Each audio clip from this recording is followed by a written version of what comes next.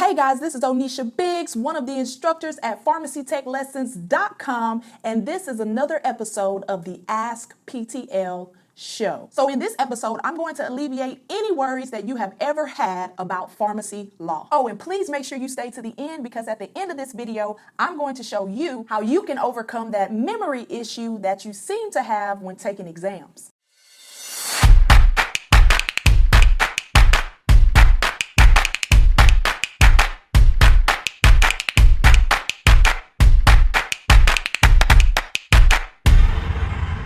Hey guys, this is Onisha Biggs, one of the instructors at PharmacyTechLessons.com. And since 2015, PharmacyTechLessons.com has helped over 10,000 students on their path to becoming pharmacy technicians. Now, when I first started learning pharmacy technician law, honestly, there was a lot of information out there. And because there was so much information to pull from, honestly, I felt stuck. And I just got into this point of stagnation where I was just studying, but didn't have a clue if I was studying the right information. And you can probably guess, because I didn't know where to study the right information, I felt a little anxious. I felt a little nervous. I didn't even have a clue what pharmacy law consisted of. And of course, by me studying so much material, my mind was all over the place. And when I took the exam, I actually failed it. So after I had that terrible experience of going to the mailbox, feeling very anxious on the inside, and looking at my scores and recognizing that I failed, I knew then that with pharmacy law, literally what you see is what you get. I mean, let's think about it. When you see that a C2 in pharmacy law is good for, let's say it was 7 days, then until that changes,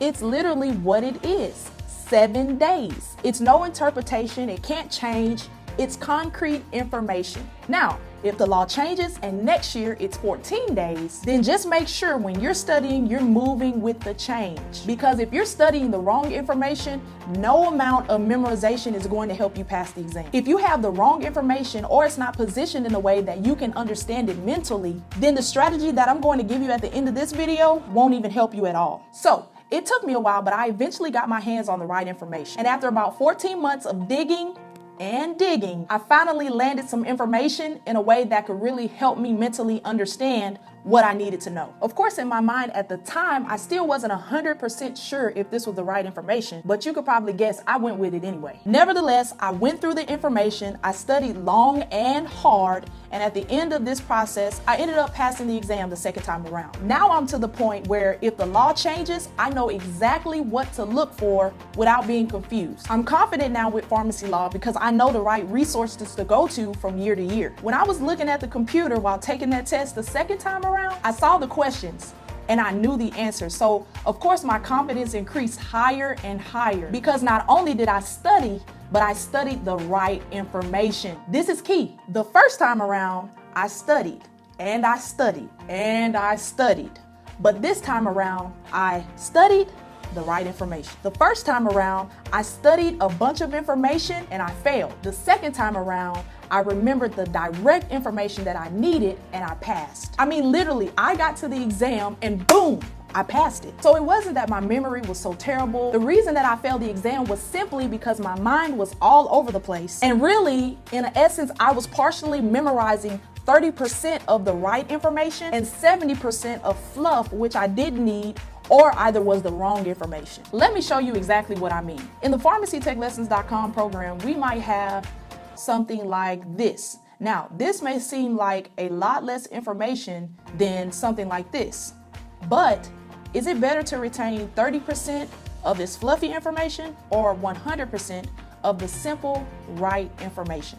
Now, you actually get direct information like this in the program at PharmacyTechLessons.com. You also get 8 other courses plus practice tests to test your skills. Now, I'm going to tell you about the memorization formula in 1 minute. Just give me a second. But first, I gotta let you know this. I gotta let you know who this program is actually for. So, of course, again, you'll get 9 full PTCB, ExCPT courses, practice exams, and weekly Q&A sessions. And also, as a bonus, you're going to get access to the private community that we offer. It has over 500 technicians in it, and we're constantly communicating daily on our successes, as well as different tidbits and secrets to keep us up to speed on what's new on the actual exams. Now, by itself, this program is worth $4,000, but send an email to pharmacytechlessons@gmail.com with the subject subject line Ask PTL to get more information on this opportunity. I guarantee you that just like thousands of others, you will achieve